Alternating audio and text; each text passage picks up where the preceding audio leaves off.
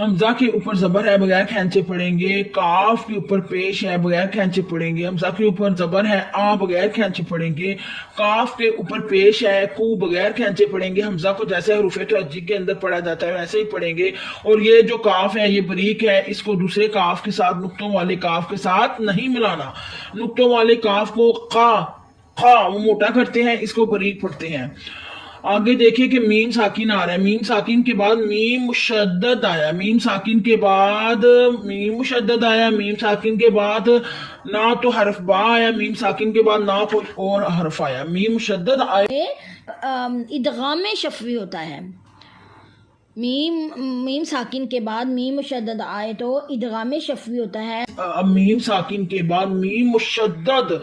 یعنی دونوں میمیں آپس میں مل جائیں گی تو وہاں ادغام شفوی ہوگا، جس کی حرکت 2 یا 3 کی ہوگی۔